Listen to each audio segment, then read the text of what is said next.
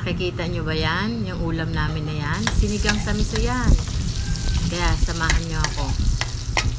Ang sisigang sa miso ko yung bangos na isda.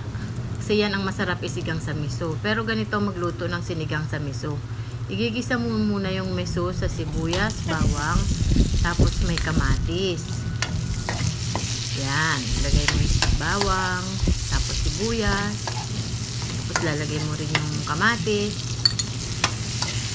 Pag nagisa na yan, lalagay mo na yung miso. Yan yung miso ko. Binili ko sa palengke. Gigisa ko yan. Gusto ko ang miso pero hindi ko alam paano lutuin hanggang sa may nagturo sa akin. Kasi minsan nagluto ako ng sinigang sa miso. Walang pang-asim. Hindi masarap. Kaya yan, pag ginisa mo na yung sinigang sa yung miso, lalagay mo na sa tubig kung ano yung quantity ng tubig na kailangan mo, na gusto mo. Yan sa akin, madami. Masabaw. Masarap kasi ang sabaw ng sinigang sa miso. Tapos nilagay ko na yung prinito kong bangos.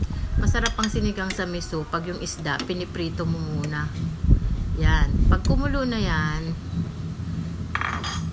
yung madaming sabaw na yan, ilalagay ko na yung pangsigang mix. Dapat may pangsigang mix pa rin para maasim siya.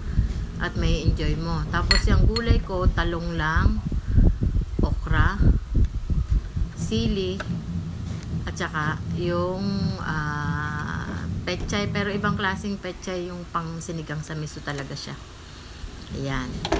Masabaw kasi medyo maliit yung kaldero ko kaya medyo puno siya. Ayan, yung aking pechay na pang sinigang sa miso.